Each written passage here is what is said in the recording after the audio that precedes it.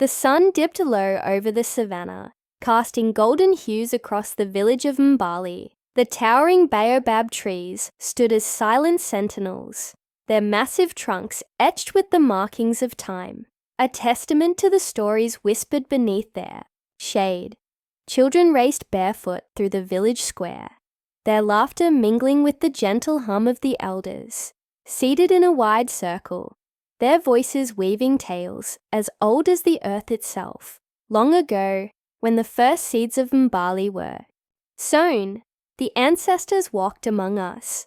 An elder, known as Baba Tembo, began, his deep voice rolling like distant thunder. They left us these trees, tall and wise, to remind us that our roots, like theirs, must run deep. The villagers nodded, their eyes reflecting the flicker of the firelight as they leaned closer to hear every word. The village square was the heart of Mbali, a place where culture thrived and decisions were made. It was here that disputes were resolved, marriages were celebrated, and the legacy of the Njiko tribe, the long-forgotten ancestors of the land, lived on in stories. Yet, as the elders spoke of unity and tradition, whispers of unease began to spread, carried like dry leaves on the wind. Change was stirring, and not everyone welcomed it. In the shadow of the largest baobab tree, Adama sat alone, her slender hands tracing the carved patterns on its bark. Her eyes were distant, her thoughts as tangled as the tree's roots beneath. Her feet, she was a kind-hearted soul, but in a village bound by rigid customs, kindness alone was not enough. She dreams too much. A woman's voice whispered from the crowd. She thinks she's different because of her grandmother. Another replied. Adama's ears burned, but she didn't turn. She was used to their gossip. Her late grandmother, Abeni, had been a healer, an outcast who dared to challenge the village's traditions by practicing the sacred art of herbs and remedies. Though Abeni's wisdom had saved many lives, her defiance of the patriarchal order had earned her exile. Adama clenched her fist, her gaze hardening. One day, she murmured, I will honor her name. From across the square, Kwame watched, his sister, with a sneer. He stood tall, his broad shoulders draped in a rich kente cloth that signified his position as a rising leader in the community. Charismatic and ambitious, Kwame was everything the village celebrated. Yet, his success felt threatened by the quiet confidence of his younger sister. She's stubborn, Kwame muttered to his friend. Always chasing shadows. If she doesn't stop, she'll embarrass our family. Your father trusts you to keep her in line, his friend replied. You'll show them who's the real heir of the family. Kwame's jaw tightened. Adama's. A growing defiance grated at him, a thorn in the carefully woven fabric of his reputation. The air in Mbali grew heavy with anticipation. The day the traveller arrived, he was a wiry man with dust on his sandals and a carved wooden box tucked under his arm. The villagers paused their work, curiosity drawing them toward him as he approached the elders. I come with a message, the traveller announced, his voice hoarse from the journey. This is for Adama, daughter of the late Abeni. A gasp rippled through the crowd. Adama stepped forward, hesitantly, her heart pounding as she took the box. It was unlike anything she had ever seen, its surface covered in intricate carvings that seemed to shimmer in the sunlight. What is this? She asked, her voice barely above a whisper. The traveller bowed his head. A gift from your ancestors, he said, before turning to leave, vanishing as suddenly as he had appeared. Adama opened the box with trembling hands. Inside lay a worn scroll and a small amulet, its stone glowing faintly. The scroll's words were written in a language she couldn't fully understand, but one line stood out, clear and foreboding. Betrayal lies within, but truth will set you free. The elders gathered that evening, their faces etched with concern. As Adama presented the box, Baba Tembo leaned forward, his eyes narrowing at the scroll. "This is dangerous," he said. "The Njiko tribe's symbols have long been forbidden. They bring chaos, not wisdom. But it's from the ancestors," Adama protested, her voice firm but respectful. "Shouldn't we try to understand?" "There will." "Enough, child," snapped another elder. "Leave the past where it belongs. Focus on your duties, not foolish fantasies." Adama clenched her fists, her frustration rising. The elder's refusal to listen was nothing new. But this time, she felt an unshakable pull toward the truth. As the meeting ended, she slipped away, the amulet glowing softly against her chest, as if urging her forward. Adama sat beneath the baobab tree that night. The scroll spread across her lap. The symbols seemed to shift in the moonlight, and as she traced them with her fingers, she felt a strange warmth in her chest. "Grandmother," she whispered to the stars, "is this your way of guiding me?" Her heart swelled with a mix of fear and determination. The path ahead was uncertain, but one thing was clear: she would not turn back. Adama's heart was heavy as she approached the great baobab tree, its twisted roots sprawling like the fingers of the ancestors themselves. Digging deep into the soil of Mbali, beneath its canopy sat Nana Ekwa, the village griot, wrapped in layers of colorful cloth that shimmered faintly in the sunlight. Her eyes were sharp, seeing more than what lay before her. "You carry something," Nana said, her voice a mix of warmth and authority. "Show me, child." Adama hesitated, then placed the scroll and amulet in Nana's weathered hands. The griot's expression darkened as her fingers traced the intricate carvings on the amulet. "This," Nana whispered, holding up the amulet so it caught the light, "is not just a trinket. It is a calling. And this scroll," she unrolled it gently, "these symbols belong to the Njiko tribe. Do you know what this means?" Adama shook her head. "No, Nana. Only that my grandmother was connected to them." Nana's gaze lingered on Adama as if searching for something. The Njiko were healers and keepers of truth, feared by those who wished to cling to power. This path you walk will not be easy. It will test your heart, your mind, and your spirit. You will uncover truths that others wish to keep buried. Adama felt a chill run through her. "What if I fail?"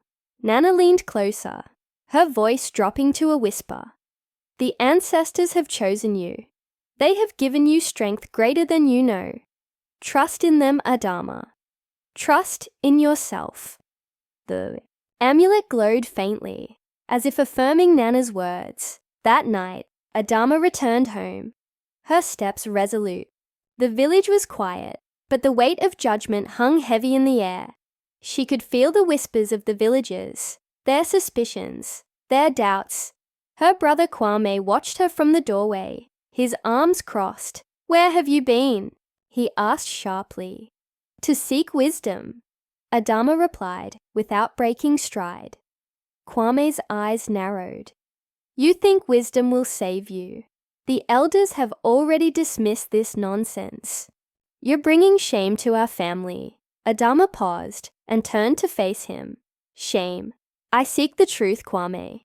I seek to honor the legacy of our grandmother. That is not shameful." Kwame's lips curled into a sneer. "You speak like a child. Be careful, Adama.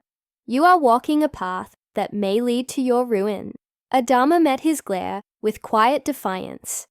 Better to walk a hard path for truth than a smooth one built on lies. The days that followed were filled with whispers. Adama found herself increasingly isolated as the villagers gossiped about her strange behavior. At the same time, her search led her to an old chest hidden beneath her grandmother's bed.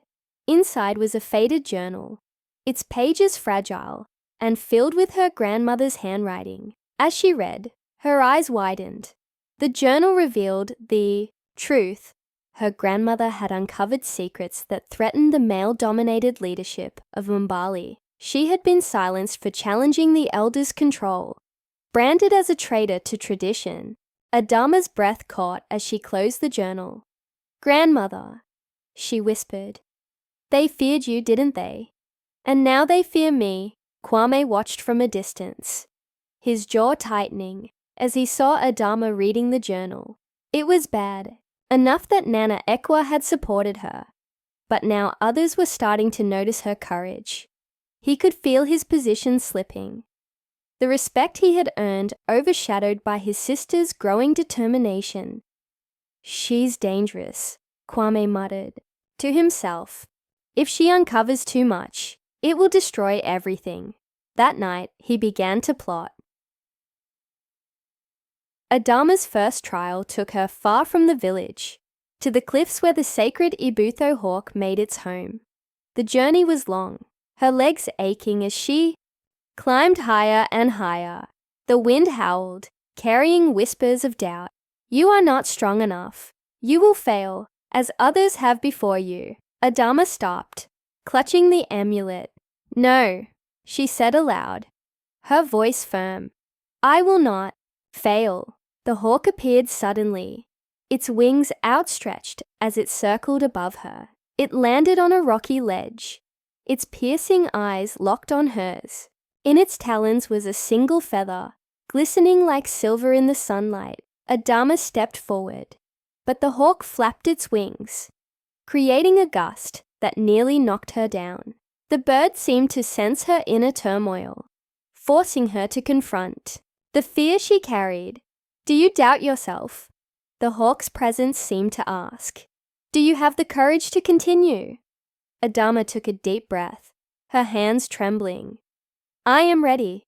The hawk lowered its head, dropping the feather at her feet. The hidden springs were next, a place shrouded in mist and legend. Adama knelt by the water, her reflection barely visible. A rustling sound made her freeze. She turned to see a massive serpent slithering toward her, its golden scales gleaming. "Who dares disturb my waters?" The serpent hissed, its voice echoing. "Only those who can answer my riddle may pass." Adama's heart pounded, but she forced herself to speak. "Ask your riddle." The serpent's eyes narrowed. "What grows weaker as it grows stronger, yet is broken by silence?" Adama thought for what felt like an eternity. The serpent's coils tightened, and the mist grew thicker. "Trust," she said finally. "It grows weaker with betrayal, and stronger with care, but silence can destroy it." The serpent hissed in approval, parting to reveal a vial filled with water from the spring. The final trial took her to the shrine of ancestors, an ancient place hidden in the heart of the savannah. The air felt heavy as she stepped inside, the walls lined with carvings that seemed to come alive in the flickering torchlight. At the center of the shrine stood a mirror, its surface dark and still. Adama approached, her reflection slowly forming. But it was not her face she saw. It was her fears, her regrets, and her doubts. "You failed your family," a voice whispered. "You abandoned them for your pride." "No," Adama said, her voice shaking. "I seek the truth for all of us." The mirror shifted, showing her potential, strength, wisdom, and compassion. The amulet glowed brightly, and she felt a surge of warmth in her chest. She had proven her worth. When Adama returned to Mbali, she carried the sacred items with her. Her trials had changed her, and though the villagers still whispered, she stood tall. The truth she sought was closer than ever, and she knew that her journey was far from over. Adama stood at the edge of the ruins, her breath catching in her throat. The ancient shrine of the Najiko tribe loomed before her, shrouded in mist that clung to the crumbling stones, like memories refusing to fade. The carvings on the walls seemed alive, shifting in the flickering torchlight she carried. Each step forward sent a chill down her spine as faint whispers filled the air. Adama, the voices of her ancestors, were soft but insistent, weaving through the silence like threads in a tapestry. You have come far. The truth awaits. She tightened her grip on the amulet around her neck, its faint glow illuminating the symbols etched into the shrine's entrance.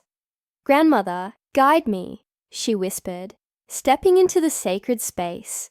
The air grew heavier with each step. The chamber inside was vast, its walls adorned with symbols of unity and healing. At the center stood a mirror, framed in gold and obsidian, its surface dark and still. Adama approached slowly, her reflection beginning to form. But as she drew closer, the reflection changed. She saw herself as a child, hiding in the shadows. As the village shunned her grandmother, she saw the hesitation in her own heart, the moments she doubted her path. Then came Kwame's face, his anger, his jealousy, his betrayal. The pain of his actions hit her like a wave. You are not ready, a voice echoed from the mirror. You carry fear and doubt. You carry wounds not yet healed. Adama's knees buckled. I am trying, she said, her voice trembling. I want to honor my grandmother, but I don't know if I'm strong enough. The mirror rippled, showing another image, her grandmother standing in a circle of elders, defiant and unyielding as they cast her out. A voice broke through the silence, clear and firm. Our pain is not the end, child. It is the beginning. Tears streamed down Adama's face as the mirror revealed the truth. Her grandmother's own brother had betrayed her, stealing her secrets to gain power. The realization hit her like a thunderclap. Kwame's actions were not new. They were a shadow of the past, a cycle repeating itself. Adama fell to her knees, clutching the amulet. How do I stop this? She whispered. How do I break this cycle? The mirror shimmered, and the voice of her grandmother echoed in the chamber. Forgiveness, Adama. The true strength of a healer is not in power, but in compassion.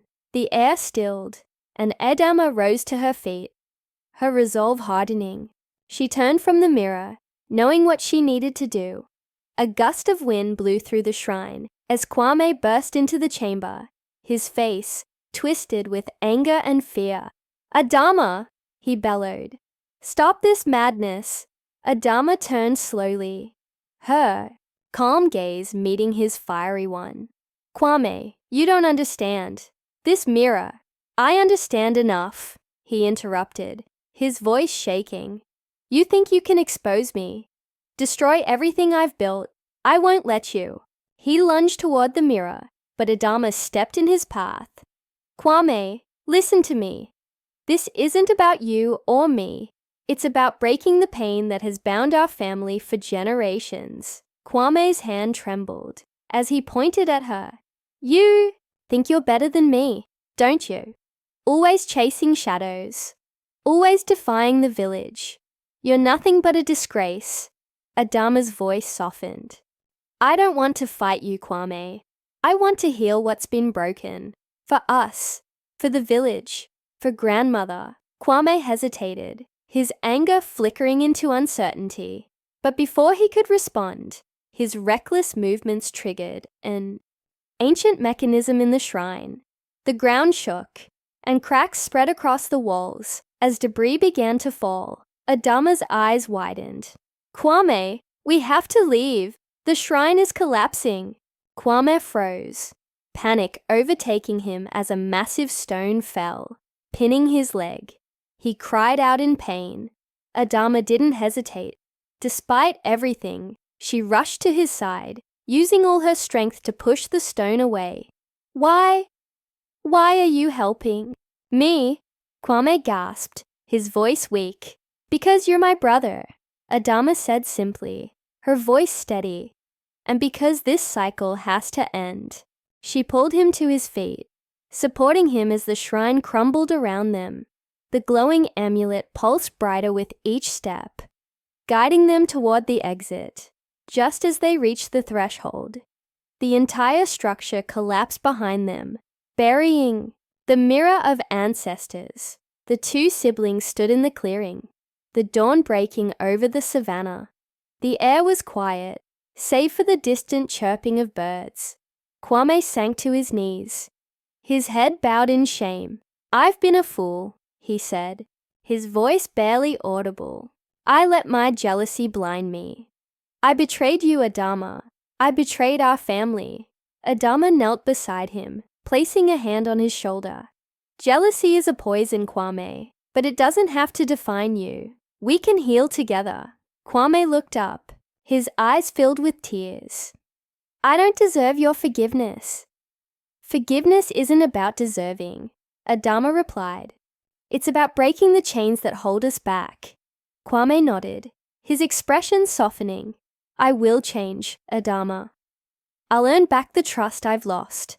The amulet around Adama's neck glowed brightly, then transformed into a staff of healing, its surface etched with the symbols of the Njiko tribe. She held it high, feeling the warmth of the ancestors' approval. "The past is buried," Adama said, her voice strong. "Now we build a future, together." As they returned to Mbali, the villagers gathered, their expressions a mix of awe and curiosity. Adama stood before them, her staff glowing in the morning light. "The ancestors have spoken," she said.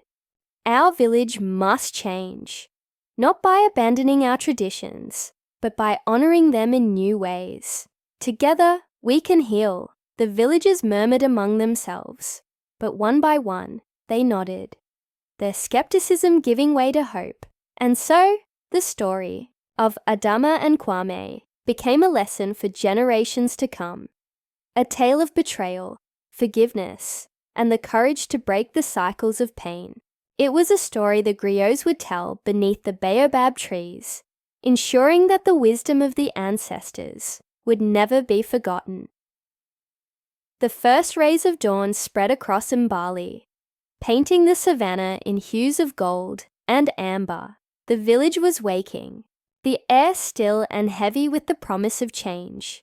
Adama walked steadily, her steps slow but deliberate. Her clothes were torn from the journey, and her hands clutched the sacred staff she had earned. Around her neck hung the amulet, its faint glow cutting through the morning mist. Villagers gathered as she entered the square. Their eyes were wide, with curiosity, their whispers filling the air like the rustling of leaves. "Is it true? She has returned. What does she carry? Will this be the end of us, or the beginning?" Adama stopped before the elders' circle, the weight of her journey pressing on her shoulders. Baba Tembo, the oldest and most revered elder, stood, his staff tapping against the ground to silence the murmurs. "Adama," he said, his voice both stern and questioning, "what have you brought back, and what have you to say for yourself?" Adama straightened, her voice firm, despite the tremor in her hands. "I bring the truth, Baba Tembo, the truth buried for generations." She raised the staff, its carvings shimmering in the light. "This staff is the gift of the ancestors, a sign of their will. And this," she held out a shard from the shattered mirror of ancestors, its surface gleaming with strange light. "This is proof of the cycle of betrayal that has plagued our village." Gasps rippled through the crowd as Adama's voice grew stronger. "Our ancestors entrusted us with wisdom, but that wisdom was stolen, hidden, and twisted by greed. My grandmother was cast out for uncovering this truth, and now the same shadows threaten us again." Before anyone could respond, a sudden gust of wind swept through the square. The flames of the central fire flickered, and a low hum filled the air. The villagers froze as faint, translucent figures began to appear around Adama. The spirits of the ancestors stood tall and silent, their presence undeniable. One of the spirits spoke, its voice reverberating like thunder. Adama has carried our burden with courage. The truth she reveals must no longer remain hidden. It is time for this village to honor its past and embrace a new future. The villagers fell to their knees, awestruck by the spirits. The elders exchanged glances, their stern faces softening with shame and fear. Adama lowered her head, her heart swelling with emotion. As the spirits faded, a figure stepped forward from the crowd. Kwame. His usual confidence was gone, replaced by a heavy, bowed posture. His eyes were red, his voice trembling. "I have wronged you, Adama," he said, kneeling before her. "I let my pride and jealousy consume me. I betrayed our family, our ancestors. And you," the crowd whispered, some voices filled with anger. "Exile him. He cannot be forgiven. He has brought shame to us all." Adama raised her hand, silencing the crowd. She looked at Kwame, her heart torn between anger and compassion. She thought of her grandmother's teachings, of the mirror's lesson. "Kwame," she said softly, "you betrayed me, yes. But if we cast you out, we will only repeat the cycle that has hurt us for generations." Kwame looked up, his face streaked with tears. "I will do anything to earn back the trust I have lost. I will serve this village and support you, Adama. Just give me the chance to make things right." Adama nodded. "Then prove it. Humility and service will be your path to redemption. I forgive you, but forgiveness is only the beginning." Kwame bowed his head, and the villagers, though hesitant, began to murmur their acceptance. Baba Tembo stood slowly, his voice grave yet hopeful. "Let this be a lesson to us all. Greed and pride have poisoned our village long enough. Adama, your courage has shown us the way." The amulet around Adama's neck began to glow brighter, its light spreading across the square. The villagers gasped as the amulet transformed, lengthening and twisting, until it became a staff of healing. Its surface, etched with the symbols of the Njiko tribe, Adama held the staff high, its light illuminating the faces of the villagers. "This is not my victory alone," she said. "It belongs to all of us. We must honor the ancestors, not by clinging to old ways, but by embracing wisdom and change." The villagers began to cheer, their voices rising like a wave. Even the elders, once so rigid, nodded in agreement. Baba Tembo stepped forward, placing his hand on Adama's shoulder. "From this day, you are more than a healer, Adama. You are a leader, a bridge between the past and the future." In the days that followed, Mbali began to transform. The villagers worked together to rebuild, blending the old traditions with new ideas inspired by Adama's journey. Women were invited into the Elders' Council, their voices finally heard. The rigid structures of the past softened, making room for growth and harmony. Kwame kept his word, humbling himself through hard work and service. He helped rebuild the village square and supported Adama in her healing practices. Slowly, the villagers began to trust him again. One evening, beneath the great baobab tree, a griot began to tell a new tale.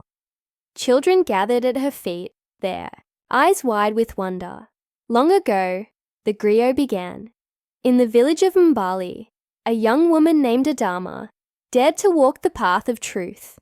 She faced betrayal, jealousy, and fear, but she stood firm, guided by the wisdom of the ancestors. Adama watched from the shadows, a small smile on her lips. Her journey had changed her, but it had also changed her village.